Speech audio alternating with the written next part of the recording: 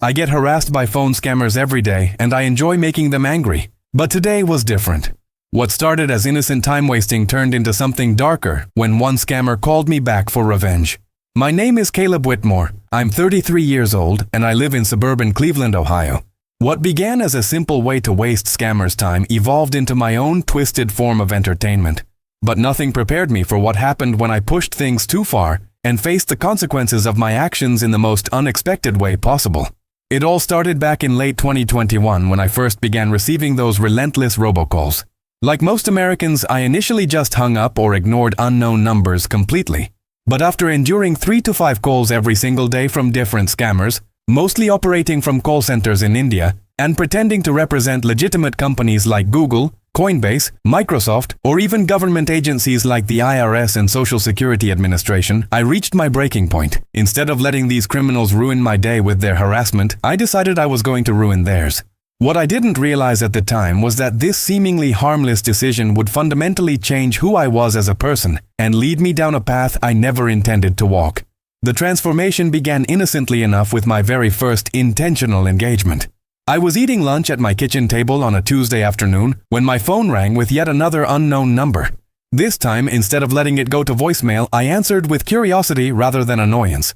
The heavily accented voice on the other end informed me that my Social Security number was about to be suspended due to suspicious activity, and that I needed to take immediate action to prevent this catastrophe from occurring. The sheer absurdity of suspending a Social Security number struck me as so ridiculous that I couldn't help but laugh out loud. But instead of hanging up and moving on with my day, I found myself responding with mock concern. "Oh no, that sounds terrible. What exactly do I need to do to prevent this from happening?" What followed was 43 minutes of the most surreal conversation I'd ever experienced. The scammer, who claimed his name was Officer Michael Johnson, despite his unmistakable Indian accent and occasional lapses into what I assumed was Hindi when he thought I couldn't hear him, walked me through an increasingly elaborate process that involved purchasing gift cards, downloading unfamiliar apps, and transferring money through cryptocurrency exchanges I'd never heard of. I pretended to follow along with every instruction, asking innocent but time-consuming questions that demonstrated my supposed confusion about basic technology. Should I drive to Target, or would Walmart work just as well? Do they sell the same gift cards at both stores? What if I can only find iTunes cards instead of Google Play cards? Would those work for the government computer system? The frustration in his voice grew more apparent with each passing minute, as I acted increasingly bewildered by concepts that should have been straightforward for any adult with basic computer literacy. He had to explain multiple times how to open my web browser, how to navigate to specific websites, and even how to read numbers off the back of gift cards that I was supposedly purchasing. "Sir, you must stay on the phone while you drive to the store," he insisted with growing desperation. "This is very urgent matter. Your Social Security benefits will be terminated if we do not resolve this within the next 30 minutes. Of course, I understand completely. Can I put you on speakerphone though? I heard on the news that it's illegal to drive while holding your phone, and I definitely don't want to break any laws while I'm trying to fix this legal problem. That would be ironic, wouldn't it? Actually, wait, is that law the same in every state? Because I'm planning to visit my sister in Nebraska next month, and I want to make sure I understand all the different regulations. Yes, use speakerphone, but please do not hang up under any circumstances. The government computers are tracking this call, and if the connection is lost, we will have to start the entire process over again." I spent the next 15 minutes providing a detailed narration of my imaginary journey to the store, complete with running commentary about traffic conditions, weather observations, other drivers' behavior, and various landmarks I was supposedly passing. I described having to stop for gas because my tank was getting low, waiting at red lights that seemed to last forever, and getting stuck behind a slow-moving school bus that was making frequent stops. "I'm sorry this is taking so long, Officer Johnson. There's really heavy traffic today for some reason. Oh wait, I think there might be construction up ahead. I can see orange cones and flashing lights. This might add another 10 or 15 minutes to my trip. Should I try to find an alternate route, or is it better to just wait it out?" By the time I finally arrived at the store, his voice had taken on a quality that suggested he was either about to have a nervous breakdown or throw his phone across the room. But I wasn't finished yet. I then spent another 20 minutes pretending to be utterly confused by the gift card display, asking for assistance from imaginary store employees who were supposedly too busy to help me, and generally demonstrating a level of incompetence that bordered on the surreal. I'm looking at all these different cards, and there are so many options. They have cards for restaurants, movie theaters, coffee shops, and something called Roblox that I've never heard of. Are you absolutely certain you need Google Play cards specifically? Because they also have Amazon cards, iTunes cards, and Visa gift cards. Maybe one of those would work better for the government computer system. No! Only Google Play cards will work. You must find Google Play cards immediately. Okay, I found the Google Play section, but now I'm confused about the amounts. They have cards for $25, $50, $100, $200, and even $500. How much money do I need to put on the cards? And should I buy one big card or several smaller ones? I want to make sure I do this correctly because this whole situation sounds very serious and complicated. The torture continued as I pretended to have problems with my credit card, questioned whether I should pay with cash or card, asked multiple store employees for their opinions on the transaction, and even claimed that the card reader wasn't working properly and might need technical support. Finally, after nearly an hour of this elaborate charade, I delivered the killing blow by announcing that my phone battery was critically low and about to die. I promised Officer Johnson that I would immediately drive home to get my charger and call him back within the hour to complete the transaction. He made me repeat his phone number multiple times and swear that I wouldn't forget to call back, which I assured him I would never do because this was clearly a matter of national security. Of course, I had no intention of ever calling that number again, and I spent the rest of the afternoon feeling an unexpected sense of satisfaction. I'd wasted nearly an hour of a criminal's time, prevented him from targeting actual victims during that period, and given him absolutely nothing in return except frustration and the false hope that he was about to earn a significant commission from his supervisors. That first successful encounter opened the floodgates for what would become my favorite hobby over the next 2 years. Whenever I had spare time and my phone rang with an unknown number, I'd answer it with genuine enthusiasm, eager to see how long I could keep the scammer engaged in a completely pointless conversation. My techniques became increasingly sophisticated as I developed different personas and strategies for maximum time-wasting effectiveness. Sometimes I would portray a confused elderly person who needed every single instruction repeated multiple times and had frequent technology malfunctions that required lengthy troubleshooting sessions. I'd claim my computer was running slowly, my internet connection kept dropping out. I couldn't remember my passwords, or I needed help with basic tasks like opening email attachments or navigating to specific websites. Other times I'd adopt the role of a highly suspicious and paranoid individual who questioned every aspect of their story and demanded extensive verification of their credentials before proceeding with any instructions. This approach was particularly effective because it allowed me to waste enormous amounts of time while appearing to be a careful and responsible citizen who was simply exercising appropriate caution. How do I know you're really from Microsoft? Can you give me your employee ID number so I can call Microsoft directly to verify your identity? What's your supervisor's name and direct phone number? Why are you calling me from a number that doesn't match Microsoft's official customer service line? Can you send me an official email from your Microsoft email address? My absolute favorite character, however, was the overly cooperative senior citizen who was genuinely excited to help law enforcement catch cybercriminals but was unfortunately too technologically incompetent to follow even the simplest instructions without extensive hand-holding and multiple clarifications. This is so exciting. I watch all those police shows on television, and I've always wanted to help catch the bad guys. Should I call my local police department too? I want to make sure we catch all these criminals who are using my social security number. Do you work directly with the FBI or are you more like regular police? My grandson wants to be a police officer when he grows up, and I'd love to tell him about this experience.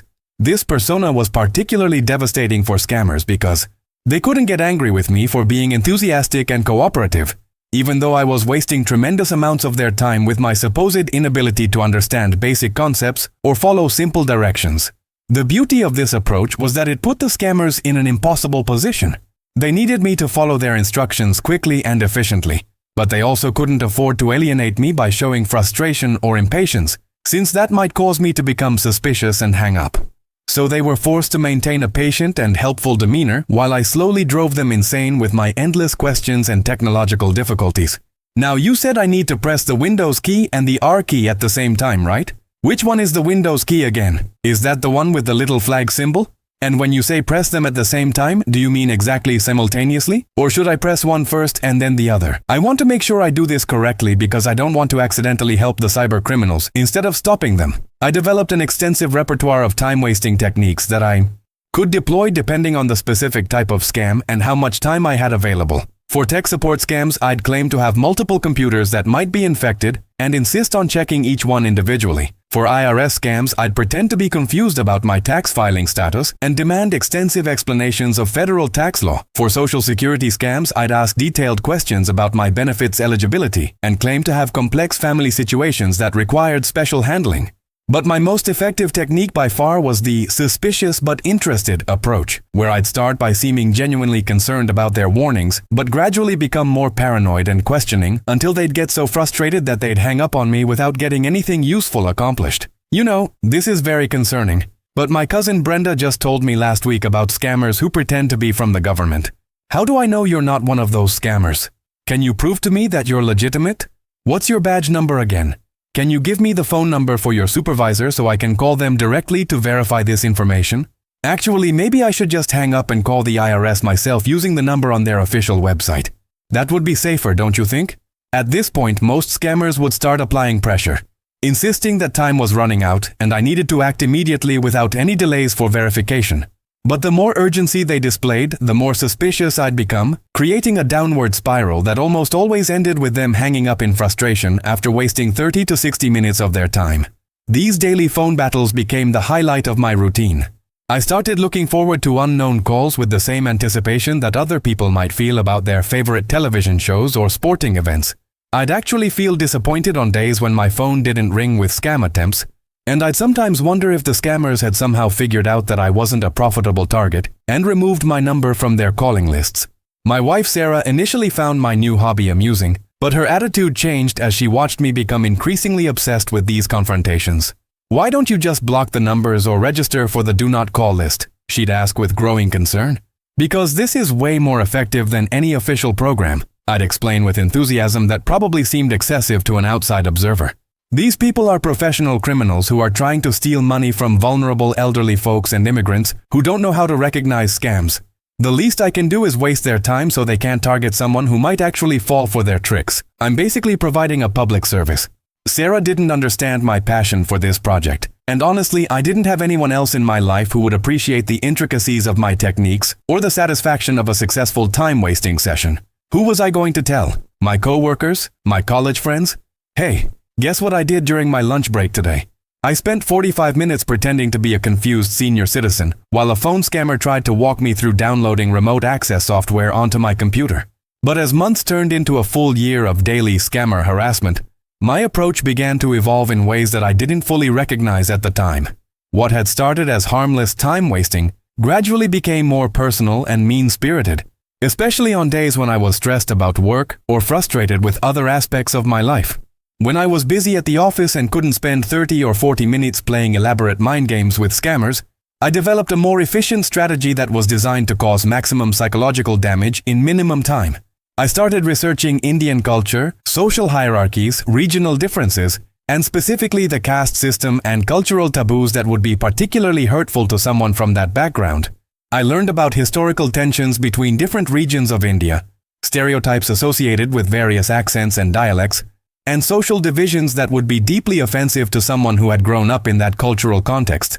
I studied the hierarchy of different castes and the specific insults that would be most devastating to someone from a lower social position who was trying to improve their economic situation through legitimate or illegitimate means. When I was pressed for time but still wanted to ensure that a scammer would have a thoroughly unpleasant day, I'd answer the phone and immediately launch into a carefully crafted barrage of culturally specific insults that I knew would cut much deeper than generic American profanity ever could.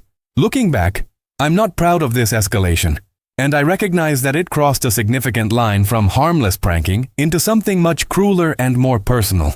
But in the moment, I felt completely justified in my actions. These were professional criminals who showed no mercy to the elderly Americans they convinced to empty their retirement savings or the frightened immigrants they threatened with deportation unless immediate payments were made.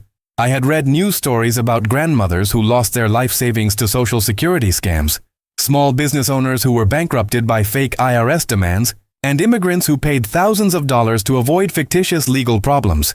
In my mind, these scammers deserved whatever psychological punishment I could inflict on them, and I felt no guilt about using their own cultural background against them in the most hurtful way possible.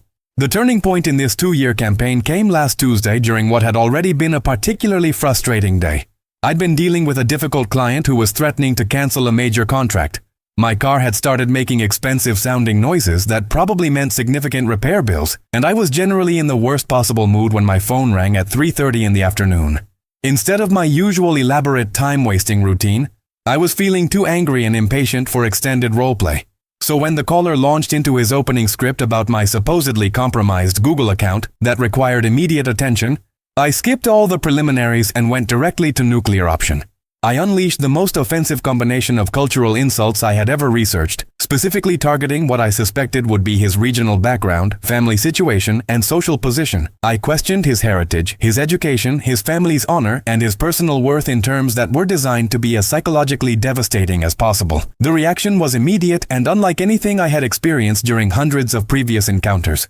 Instead of hanging up immediately or trying to argue back, the scammer went completely silent for what felt like 10 or 15 seconds. I could hear him breathing heavily on the other end of the line, and when he finally spoke, his voice was shaking with a level of rage that actually startled me. He said something in what I assumed was Hindi that sounded like a curse or threat, and then abruptly ended the call. For the first time in 2 years of this hobby, I felt a moment of genuine uncertainty about what I had just done. The intensity of his reaction suggested that I had hit much harder than I intended, and I wondered if maybe I had gone too far. But I pushed that uncomfortable feeling aside and returned to my work, assuming that this would be the end of the interaction like it always was. These scammers called hundreds of numbers every day, and I was just one annoying American among thousands. There was no reason to think this particular encounter would be any different from all the others. How wrong I was. The next morning I was getting dressed for work when my phone rang at 8:15. It was unusually early for a scam call, but I answered it anyway, expecting the typical robotic voice or heavily accented pitch about extended car warranties or home security systems. "Hello, this is regarding your computer virus problem," the voice began. But something was immediately different. The accent was familiar, and there was an edge to the tone that made me pay closer attention. "Actually, no," the voice continued, and I realized with shock that it was the same person I had insulted the previous afternoon. "This is regarding you being a very, very bad person." I was so stunned that someone had actually called me back that I didn't respond for several seconds. In all my years of antagonizing phone scammers, this had never happened before. None of them had ever remembered my number, much less cared enough to call back for any reason. "Are you there, you racist piece of garbage?" the voice continued, clearly having spent considerable time preparing for this conversation. And then he launched into the most bizarre and simultaneously hilarious attempt at revenge I had ever witnessed. His English was still heavily accented and grammatically imperfect, but he had obviously spent his entire evening, possibly his whole weekend, researching and practicing American insults to throw back at me. He called me every derogatory name he could think of, some of which I had heard before and some of which were so creative or mispronounced that I had to work to figure out what he was trying to say. He questioned my parentage, my intelligence, my physical appearance, my personal hygiene, and my general worth as a human being. But the moment that completely destroyed my composure was when he attempted to deploy what he clearly considered his most devastating weapon: American racial slurs. The way he pronounced the N-word, with his thick accent and obvious discomfort with the unfamiliar sounds, combined with the sheer absurdity of an Indian phone scammer trying to use African-American racial epithets against a white American, struck me as so ridiculous that I burst into uncontrollable laughter. I couldn't stop myself. The harder I tried to regain my composure, the funnier the entire situation became. Here was a professional phone scammer who had been so personally offended by my cultural insults that he had spent his free time researching American curse words and racial slurs, then called me back during business hours just to deliver his carefully prepared comeback speech. "Are you laughing at me, you stupid idiot?" he demanded, which only made my laughter more intense. "I'm sorry," I managed to say between fits of hysterical laughter. "But do you realize how absolutely insane this is? You actually called me back just to insult me? You are very, very bad person," he shouted with increasing frustration. "Very bad person.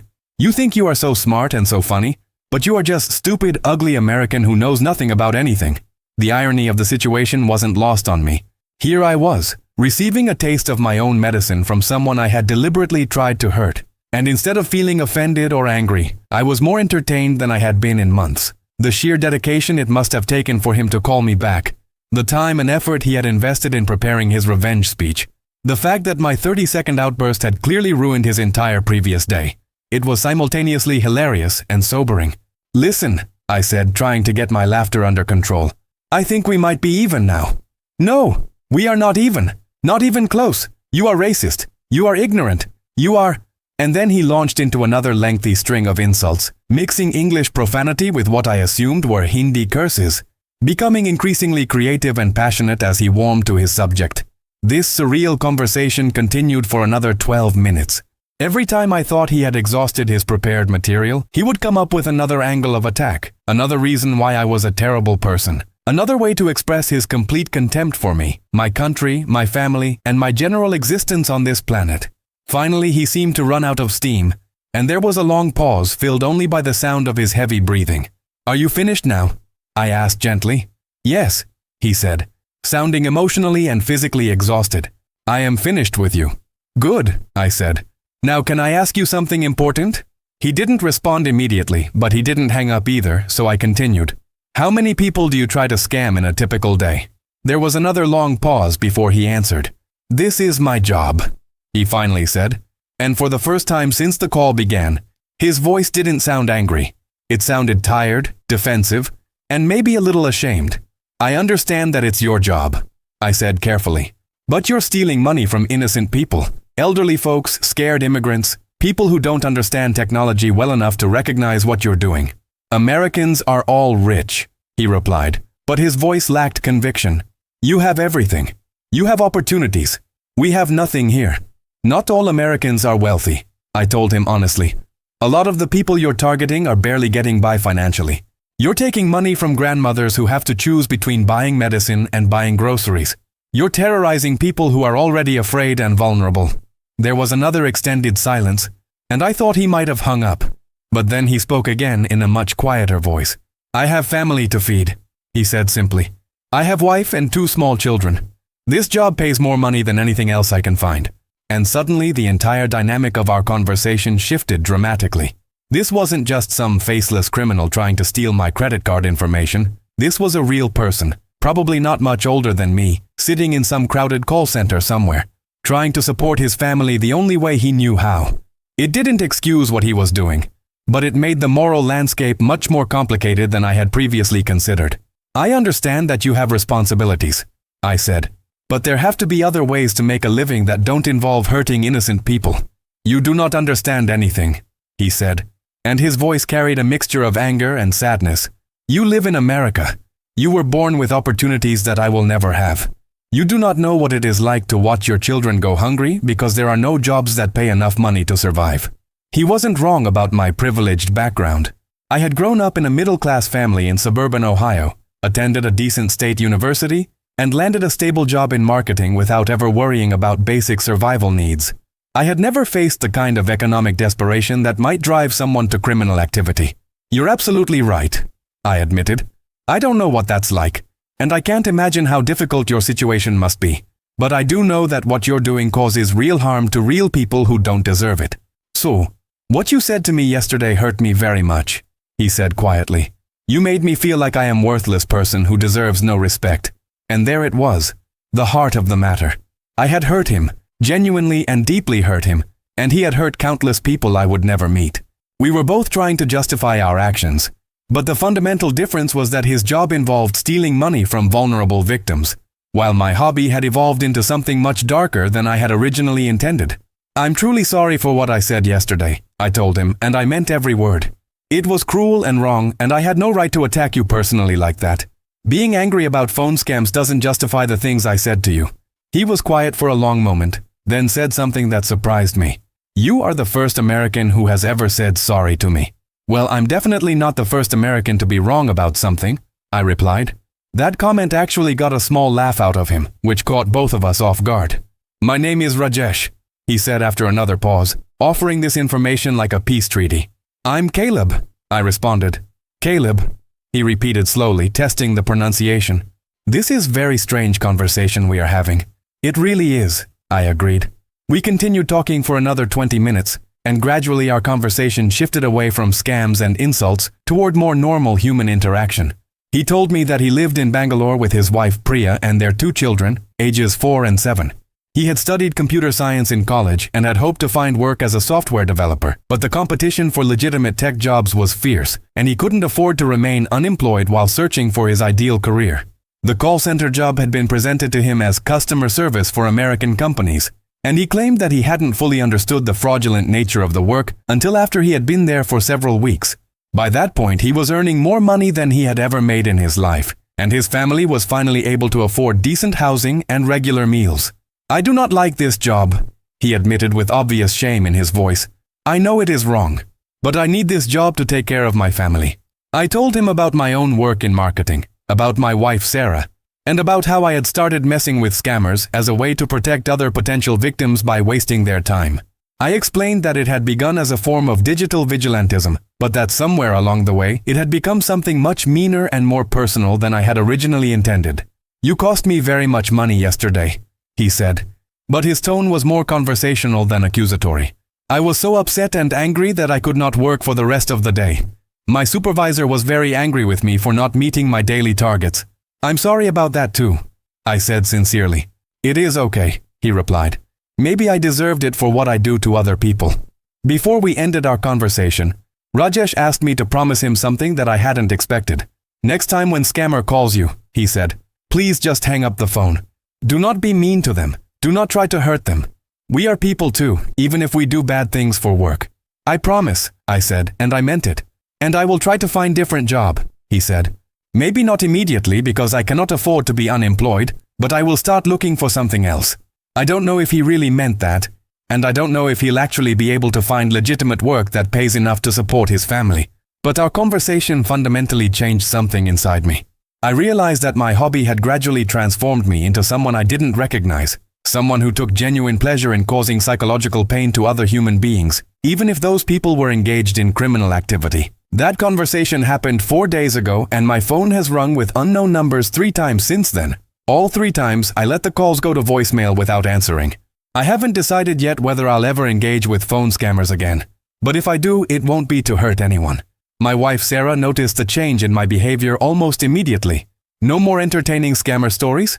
she asked over dinner last night, referring to my previous habit of regaling her with detailed accounts of my daily telephone victories. "No more scammer stories," I confirmed. "What made you change your mind?" I told her about Rajesh, about our unexpected conversation, and about my realization that I had become someone who enjoyed inflicting emotional pain on other people. She listened without judgment, which I appreciated, because I was already judging myself harshly enough for both of us. "I'm proud of you for recognizing that and deciding to stop," she said when I finished explaining. "For what exactly? For being cruel to people for 2 years? Or for finally coming to my senses?" "For coming to your senses," she said firmly. "And for having the courage to admit that you had become someone you didn't want to be." I've spent the last few days thinking extensively about this entire experience, and I keep returning to something my grandmother used to tell me when I was young. Hurt people hurt people. I had been so focused on the fact that phone scammers were hurting innocent Americans that I used their criminal behavior to justify hurting them back. But hurt people, and the cycle of cruelty just continues indefinitely until someone makes the conscious decision to break it. I'm not suggesting that phone scammers are innocent victims who deserve our sympathy and understanding.